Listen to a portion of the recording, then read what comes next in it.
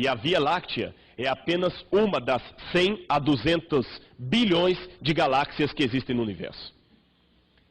Imagina então quantas estrelas há no universo. E a Bíblia fala que Deus chama cada uma pelos seus nomes e nenhuma vem faltar. Então por que que você fala, ah, o Senhor me esqueceu? É isso que a Bíblia está falando, o Senhor me abandonou. Se Deus me amasse, por que não está acontecendo nada comigo? Ora, olha para o céu, lembra que você tem um Deus. Uma vez um garotinho estava numa situação muito interessante.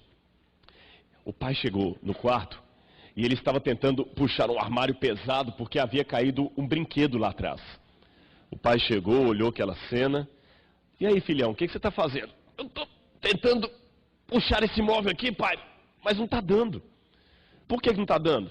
É porque não estou conseguindo, está pesado. Força? Eu estou fazendo força. Você já usou toda a força que você tem? Claro que sim, só não está vendo. Ele falou, você ainda não me pediu para te ajudar? Você está usando toda a força que você tem? Você já pediu Deus para ajudar você? E nesta noite, já que falamos aqui das estrelas, tem uma coisa que me chama a atenção aqui na Bíblia. Ela diz que Deus chama as estrelas pelo seu nome. Dá a entender na Bíblia que foi quase Deus que deu nome às estrelas. Estrelas me lembram constelações. Constelações me lembram uma palavra-chave, Órion. Uma palavra clássica entre os adventistas do sétimo dia. Órion, uma das mais lindas constelações que existem no céu. Agora, por que nós falamos tanto a respeito de Órion? Ellen White, uma das fundadoras dessa igreja que recebeu mensagens muito sérias da parte de Deus, escreveu em 1848 uma mensagem muito estranha. Olhem o texto que Ellen White escreve. A 16 de dezembro de 1848, o Senhor me deu uma visão acerca do abalo das potestades no céu. Nuvens densas e negras subiam e chocavam-se entre si. A atmosfera abriu e recuou. Pudemos então olhar através do espaço aberto em Órion, de onde vinha a voz de Deus. A cidade santa descerá por aquele espaço aberto. Ellen White disse isto apenas uma vez, pelo menos que tenhamos registrado na história da igreja, e nunca mais soubemos de nenhuma declaração dela nesse sentido. Uma declaração estranha. Espaço aberto em Órion. Isso foi escrito em 1848. Várias especulações já surgiram depois disso. Tem gente que às vezes pega a revista Veja para falar, olha, Órion está tendo som de trombeta lá. A coisa não é bem assim não, vamos ser acadêmicos. Porém, tem um outro extremo perigoso, que aqueles que não querem cair na especulação também falam, ela falou isso aí, mas não tem nada a ver. Eu não penso assim. Se Deus deu essa revelação para Ellen White, tem alguma coisa a ver. Por que Órion? Ela não era uma astrônoma. Ela não era física, ela não era formada em física. Por que ela falou de Órion? E mais, ali ela está comentando os sinais da volta de Jesus, o fim do mundo, o fim dos tempos. E quando ela fala do fim dos tempos, ela fala, o Senhor me revelou que quando a Bíblia fala de sinais no sol, na lua e nas estrelas, não era simbólico. Lua, estrela e sol são objetos literais. E nunca mais disse nada. Antes de nós prosseguirmos, para vocês verem que eu não estou tratando aqui de sensacionalismo, eu gostaria de mencionar um livro escrito em 1959 por Julio Mian, que era membro da Associação Brasileira de Astronomia. E ele escreveu um livro chamado Maravilhas da Ciência. Julio Mian era um adventista. Alguém fala, então é suspeito o testemunho dele? Pode ser, só que o livro dele foi publicado não pela Casa Publicadora Brasileira, ou pela Review and Herald, ou pela Pacific Press, mas foi publicado pela Associação Brasileira de Astronomia. O prefácio foi do próprio presidente da Associação Brasileira de Astronomia, professor de Física da Universidade Federal do Rio de Janeiro. E o livro foi endossado por vários outros astrônomos. Era um livro, em síntese, sobre astronomia. E quando o Julio Mian comenta a nebulosa que há em Órion, na constelação de Órion, ele coloca as fotos, que na época eram do observatório de Monte Palomar da Califórnia, eram as melhores fotos da ocasião, e então ele fala do que os astrônomos comentavam acerca de Órion já naquela época. E ele termina o capítulo com esta citação. Uma escritora americana, Ellen G. White, que nada sabia de astronomia e que provavelmente nunca ouviu falar na nebulosa de Órion, em um de seus livros traduzido para o português com o título de Vida e Ensinos, depois de comentar essa luminosidade, ele fala da luminosidade em Órion, escreveu. Aí ele dá aquela citação de Ellen White que eu li para vocês. Depois que ele faz a citação, ele conclui. Isto dito tão simplesmente, por quem nunca olhou num livro de astronomia, nem sonhava com buracos em parte alguma do céu, só pode ser acreditado a dois fatores, histerismo ou inspiração. Para ser histerismo, parece científica demais a afirmação de que toda uma cidade, a Nova Jerusalém, tenha livre passagem pelo túnel de Órion. A escritora não sabia do túnel, nem que ele é tão largo a ponto de comportar 90 sistemas solares. Terá sido revelada a esta escritora uma verdade que nem os astrônomos puderam descobrir? Maravilhas da Ciência, página 281, editado pela editora Minerva. O curioso é que quando ele fala de buracos aqui, o Observatório Óptico de Monte Palomar, na ocasião, estava colocando as melhores fotos que tinham. E eles observavam que Órion tinha uma luminosidade incomum, maior do que qualquer outro ponto do universo. Órion tinha uma luminosidade muito séria. Antes de prosseguir, deixe-me dizer para vocês que eu dei essa palestra uma vez no Rio Grande do Sul, e havia dois estudantes e um formado em física. E um deles ficaram assustados. Professor, a gente nunca ouviu isso, isso é muito estranho. A gente pode perguntar isso para o nosso professor? Sim, claro. Eu duvido que ele vá confirmar o aspecto religioso ou teológico, mas o que eu falar de físico aqui sobre Órion, ele vai confirmar. E eles mandaram um e-mail lá, professor, isso mesmo. Até uma palavrinha, proplides, que eu vou usar aqui, que eu não sabia traduzir em português, o professor falou, até nisso está certo, professor, não tem tradução para essa palavra em português. Então não estou contando nada sensacionalista aqui, coisas que eu tirei da minha cabeça. São coisas fundamentadas em material científico, acadêmico. Mas, como eu não sou astrônomo, deixe-me começar falando de uma área que me interessa mais, a Bíblia e a arqueologia. Abram sua Bíblia comigo em Salmo 19, 1 e 2. Salmo 19, 1 e 2. Os céus falam da glória de Deus e anunciam o que ele tem feito. Um dia fala dessa glória ao dia seguinte, e uma noite repete isso a outra noite. Muito bem, essa é a tradução na linguagem de hoje, a New International Version, uma das duas, não é isso? Na tradução Almeida mais comum, diz, os céus proclamam a glória de Deus, e o firmamento anuncia a obra das suas mãos. Esta palavra proclamam no hebraico é o verbo sapar. E ele me chama a atenção pelo seguinte, o que o salmista está dizendo em hebraico é como se o céu fosse uma lousa, um quadro negro, no qual alguém desenhou as ações gloriosas de Deus. Esse está no original. Como se o céu fosse um quadro negro no qual alguém desenhou as ações gloriosas de Deus e as contou. E contou como se fosse um número, contar. Interessante. E mais, diz que um dia discursa outro dia, e uma noite revela o conhecimento a outra noite. Que conhecimento? A resposta? Ora, se você ler a história do Gênesis, você vai descobrir uma coisa interessante, que eu chamaria de o Evangelho antes do Evangelho. Quando Adão e Eva pecaram, eles estavam numa situação muito ruim na Bíblia, e Deus mesmo em pessoa fez para eles uma profecia messiânica. Eu colocaria inimizade entre a mulher e a serpente, entre a descendência da mulher e a descendência da serpente. E o descendente da mulher vai esmagar a cabeça da serpente, embora ela lhe fira o calcanhar. Isto era o Evangelho antes do Evangelho. Em outras palavras, Jesus contou para eles o que iria acontecer. Agora, aqui que vem o mais fantástico. O que eu vou dizer agora não está na Bíblia, nem no Espírito de Profecia, mas é uma antiga tradição que o mundo ainda preserva. Vou mostrar os documentos daqui a pouquinho. Essa tradição que está entre o pessoal da Pérsia e entre os judeus, diz o seguinte, Adão, quando estava para morrer, temeu que a história da vinda do Messias se perdesse. Então, para que a história da vinda do Messias não se perdesse, ele pegou as estrelas do céu, imaginou desenhos nelas, e com base nesses desenhos, ele contava para os seus descendentes a história da vinda do Salvador, a história do grande conflito. Compreenderam essa tradição? Mas, então foi Adão que deu o nome das constelações.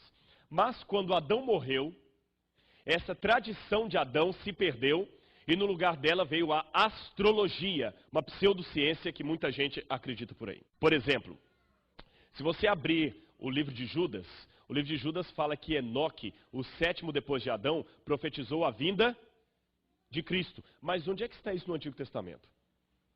Em lugar nenhum. Da onde que Judas tirou isso? Da tradição oral que havia naquele tempo. Essa tradição não serve para eu tirar doutrinas dela, mas ela me ajuda a compreender muitas coisas da palavra de Deus. Vou dar outro exemplo para vocês. Quem aqui sabe me dizer como Pedro morreu? O apóstolo Pedro.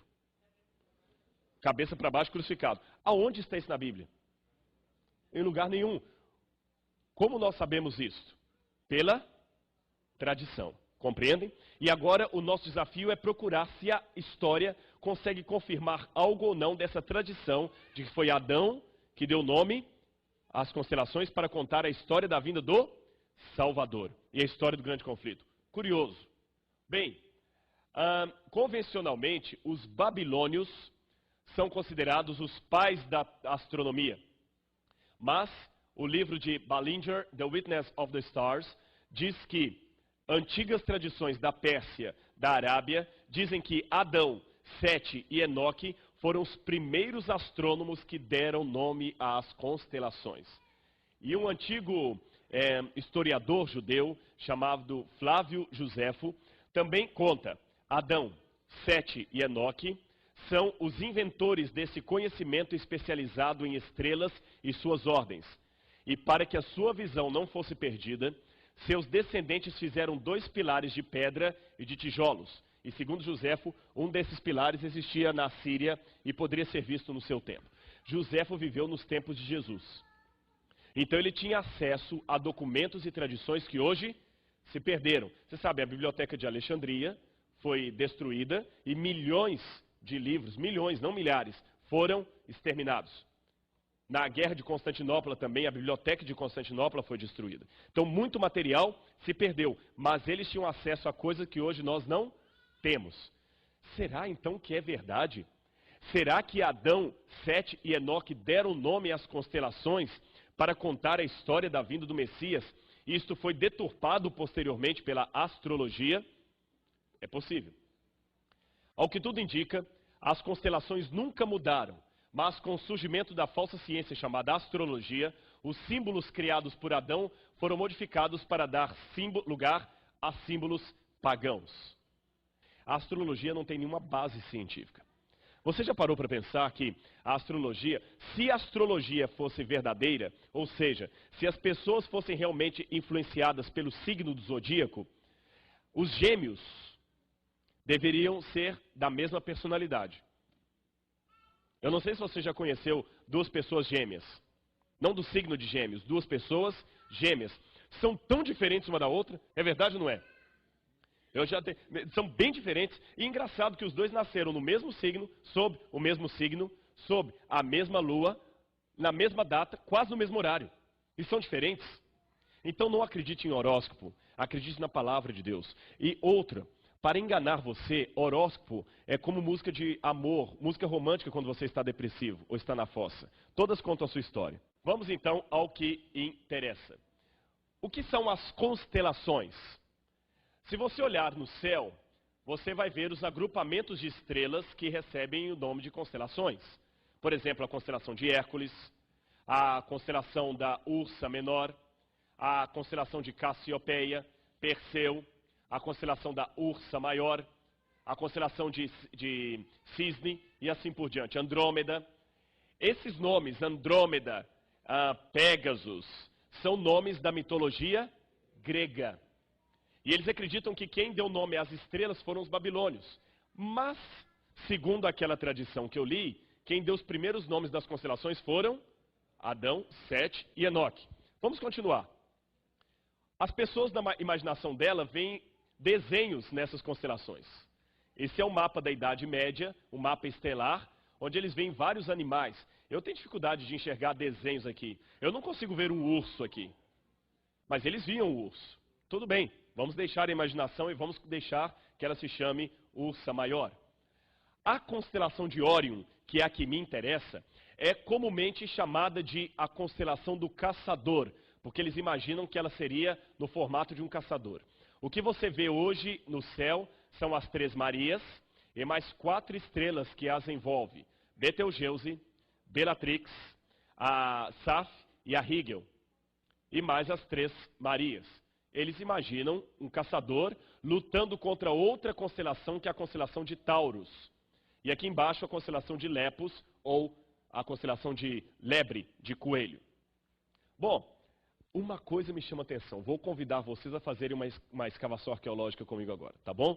Ninguém vai sujar a mão e ninguém precisa sair daqui. Vamos ao Egito com o recurso da tecnologia. Este aqui é o templo de Dendera, no Egito. Eu estive lá agora em janeiro. 2 templos nós vamos visitar, o templo de Dendera e o templo de Esna. Por que esses templos me interessam? Porque eles têm colunas, e nessas colunas têm desenhadas as constelações, as mesmas de hoje, porém com outros nomes. Entenderam o que me chama a atenção? As constelações são as mesmas de hoje, porém com outros nomes. O que me faz pensar que havia mais de uma maneira de dar nomes às constelações. Lembram que Flávio José falou que eles criavam colunas para desenhar aquilo ali? Vamos entrar no templo de Dendera em homenagem à deusa Ator. A deusa Ator é uma deusa vaca. No bom sentido. No bom sentido, pessoal, não levem a mal. Então está aí Dendera e Esna, que daqui a pouquinho nós vamos entrar. Olha que interessante essas colunas, o que elas me mostram. Aqui estão as colunas, tá certo? E aqui está o desenho das colunas. Aqui está Órion. E me chamam a atenção, primeira coisa em Dendera. Órion é o símbolo do principal deus do panteão egípcio. Tá certo? Osíris. E curioso, nesse aqui, eles fizeram uma coisa que é o que a tradição diz que Adão fez. Eles imaginaram nas estrelas, os egípcios, imaginaram nas constelações, desenhos que contavam a história do céu. E na visão deles, Órion, ou Osíris, era o guerreiro celestial que comanda um grupo de outros guerreiros e expulsa do céu o dragão alado. E o dragão é expulso do céu, estão vendo onde estou apontando aqui? O dragão é expulso do céu juntamente com o seu exército. Não parece curioso isso? Não parece similar à história bíblica? Órion é visto pelos egípcios como a principal constelação. É o símbolo do guerreiro que expulsa do céu um dragão. E o dragão tem 4 asas. O símbolo máximo de um querubim é ter 4 asas. O teto de Dendera também tem uma mapa do céu. Vou mostrar um desenho para ficar mais fácil. Aqui, um colorido, aqui. E aqui de novo tem coisa que me chama a atenção. Órion aparece aqui. E curioso, ao invés de ter embaixo dos seus pés a constelação de Lepus, ou coelho, ele tem a constelação de uma serpente. Estão percebendo aqui? É uma serpente. Órion pisa numa serpente. Hércules também é colocado pisando numa serpente. O leão também pisa sobre uma serpente. E a serpente sempre é chamada de Her-Fent, a maldita serpente ou dragão.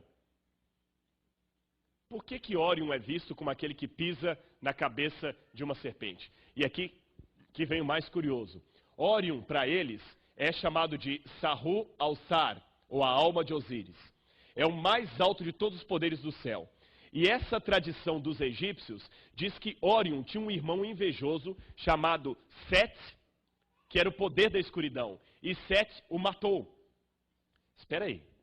Segundo a versão egípcia, Órion tinha um irmão chamado Set, que era o poder, representante do poder do mal. E Set o matou por inveja. Tem alguma coisa estranha aí, não tem? A Bíblia fala de um irmão que matou o outro? Fala, quem foi?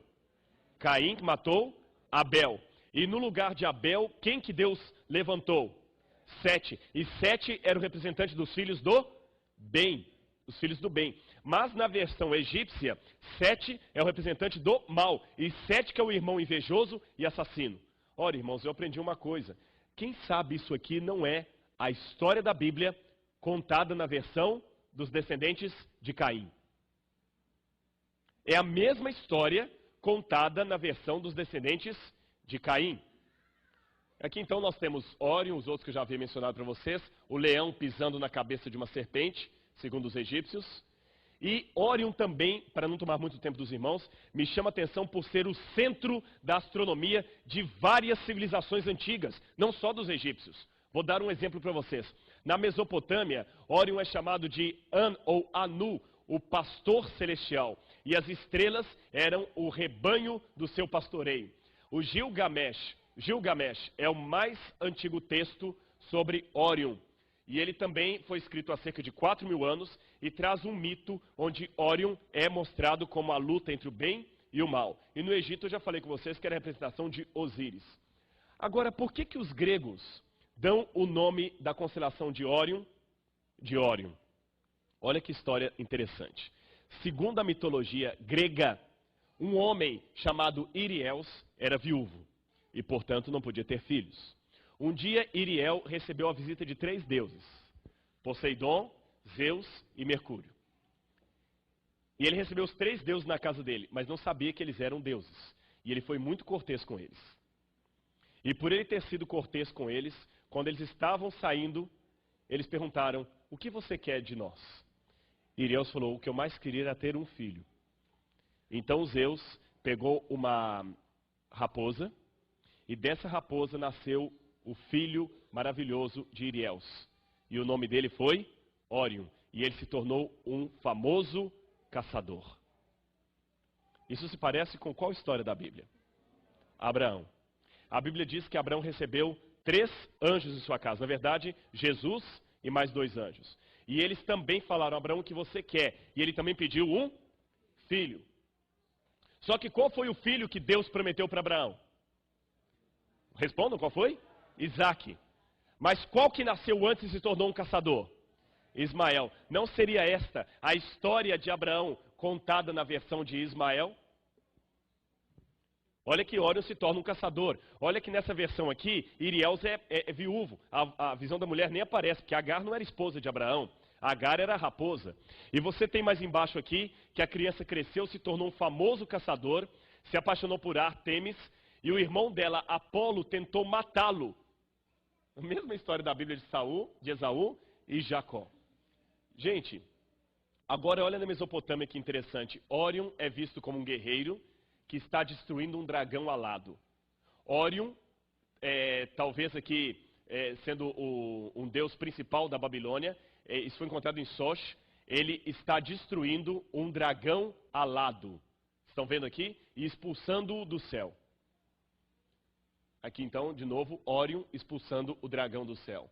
De novo, numa outra versão do Irã, da Pérsia, encontrada em Babirocha, antiga Babilônia, você tem Órion aqui, expulsando de novo do céu um dragão. Agora essa me chama a atenção. Na Babilônia, Órion também aparece expulsando um dragão. Só que Órion aqui não é representado apenas como um guerreiro.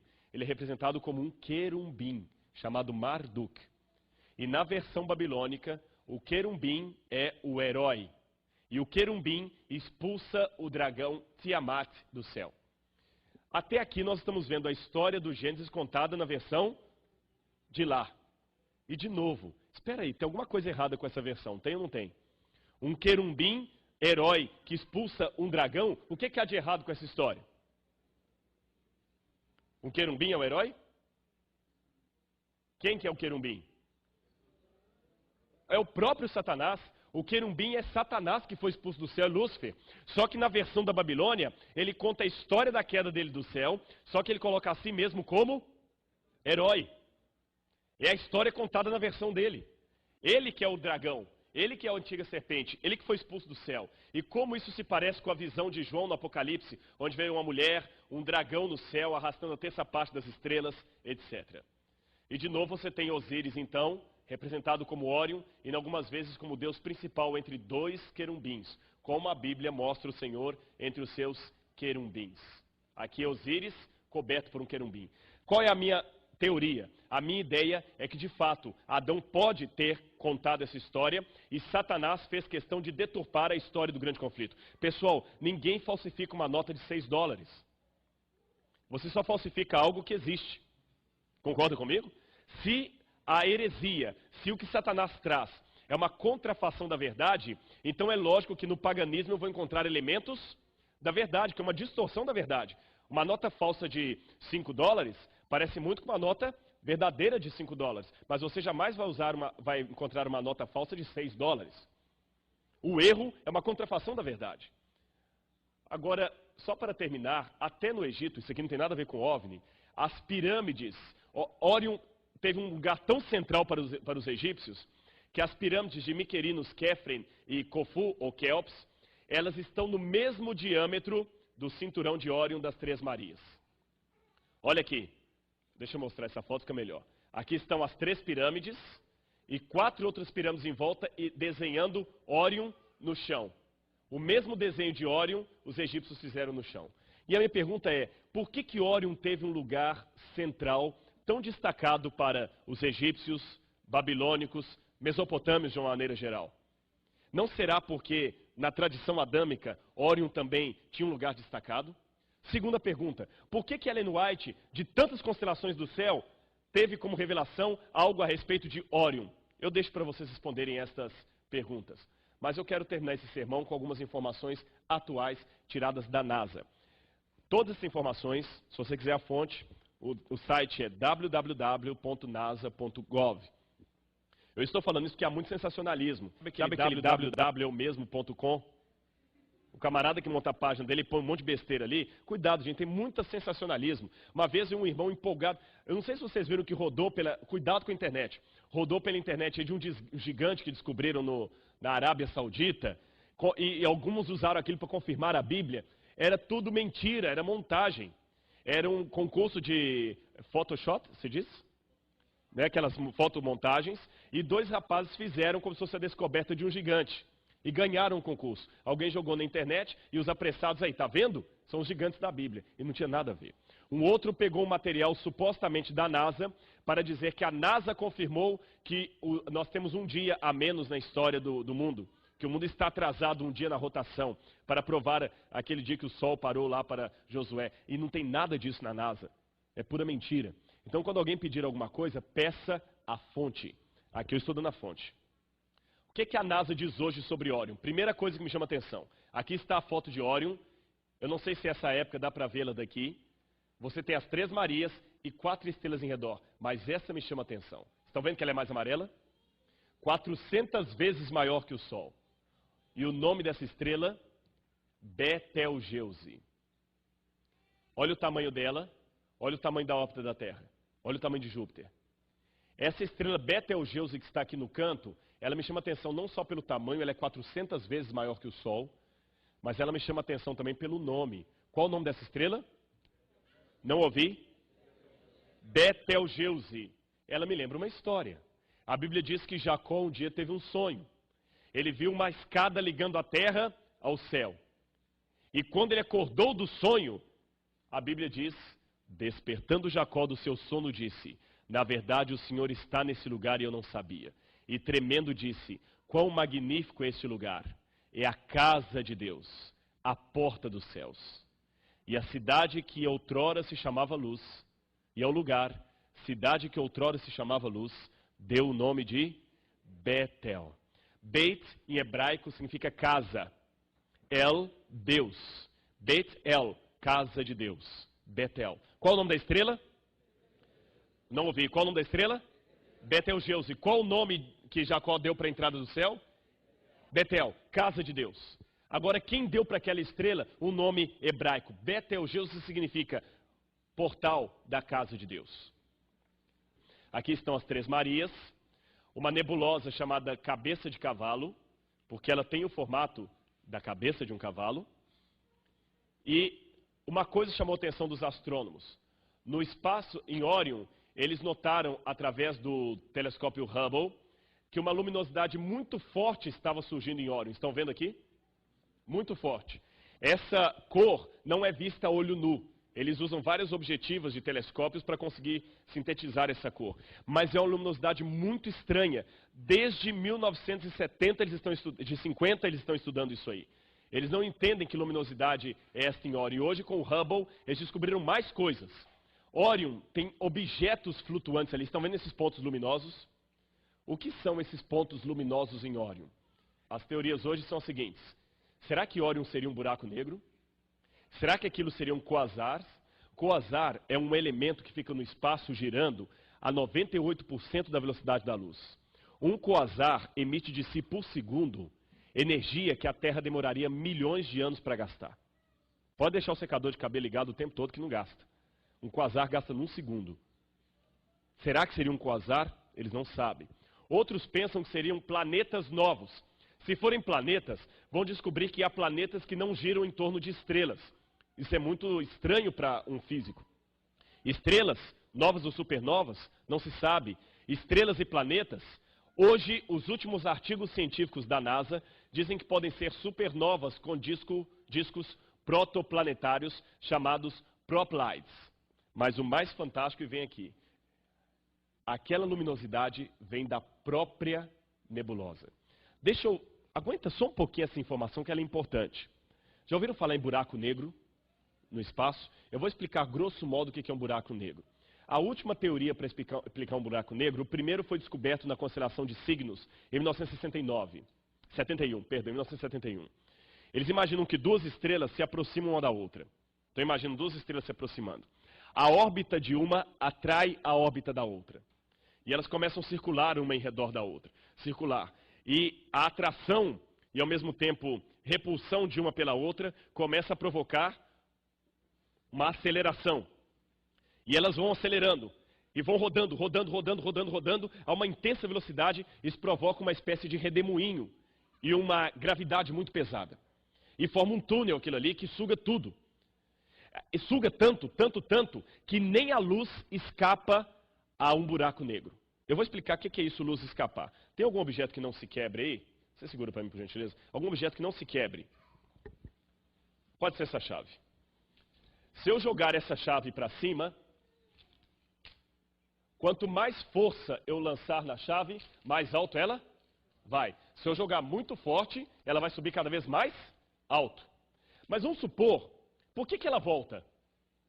Gravidade. E por que ela consegue ir mais alto? Por causa da velocidade que eu joguei, tá certo? Agora vamos supor que eu chave com tanta velocidade, que ela consiga sair da atmosfera da Terra, da gravidade, da força gravitacional da Terra. O que vai acontecer com essa chave? Ela vai continuar, ela não vai voltar. Então os físicos calculam o que eles chamam de velocidade de escape, ou seja, a que velocidade eu devo mandar essa chave para ela escapar da órbita da Terra. Entenderam? Agora, um buraco negro, vocês estão vendo ali, ele tem uma gravidade tão densa, que se eu jogasse a chave daqui à velocidade da luz, mesmo que fosse a velocidade da luz, a chave não escaparia à gravidade do buraco negro, ela voltaria e cairia de novo. Então, o buraco negro é como se fosse uma pia que você enche d'água, tira o tampão e ela começa a descer e faz um redemoinho. Será que Órion é um buraco negro? Muitos astrônomos pensam que sim, mas aí que está o fantástico, irmãos. Se Órion é um buraco negro, como que Órion emite luz? É o único buraco negro, se for buraco negro, que emite luz. Hoje eles mostram a luz de Órion. E eles pensam que aqui tem um disco protoplanetário, bolhas de gás, e aqui você então tem o vento solar, e aqui você tem o jato da luminosidade de Órion. É isso aqui que está chamando a atenção deles. Um buraco no meio e essa luminosidade que parte daqui. Esse artigo científico mostra a perplexidade, eu tirei da própria NASA, é um artigo científico, onde ele revela uma coisa curiosa. Ele diz aqui, essa imagem do telescópio revela uma intrigante nebulosidade que parece consistir com nuvens de poeira iluminadas não apenas pela luz estelar, mas pela luz da nebulosa de Órion, da própria nebulosa de Órion. Então o Órion tem uma luz própria e eles não sabem o que é. É esta luz. Agora vamos juntar as peças do quebra-cabeça para nós fecharmos aqui. Olha a foto de Órion, coisa mais linda. Agora vamos juntar as peças do nosso quebra-cabeça para a gente chegar a uma conclusão. O que é esse reflexo em Órion? Nós começamos dizendo que Ellen White teve uma visão muito estranha da atmosfera abrindo e recuando em Órion. Essa foto da NASA me diz uma coisa curiosa. Órion tem atmosfera. Ela tem oxigênio, hidrogênio, sulfur seria sulfato de potássio, não é isso? Enxofre, obrigado, é isso, enxofre. E ela tem atmosfera, e a luminosidade está aqui no meio. Estão vendo a intensidade? Parece que foi pintado isso, né? Aqui está o telescópio, a data, o número da foto que foi tirada, essa luminosidade. O que é? Vamos juntar então as peças do quebra-cabeça. Ellen White fala que a atmosfera abriu e recuou. Ela fala isso numa época em que nem o observatório de Monte Palomar existia. Ela não tinha conhecimento astronômico para isso, nem informação na época para isso. E ela fala que dali eles ouviram a voz de Deus. Eu descubro pela arqueologia que no passado Órion representou um papel central em todas as culturas. E que a história que eles contam em relação a Órion é muito parecida com a história do grande conflito. Muitas semelhanças, estão percebendo as coincidências? E agora me vem a NASA dizer que Órion é o ponto mais intrigante do espaço sideral, porque eles não sabem explicar que luminosidade é esta no meio. Não é uma luminosidade daqueles objetos ali, nem de uma supernova, mas da própria nebulosa em si mesma.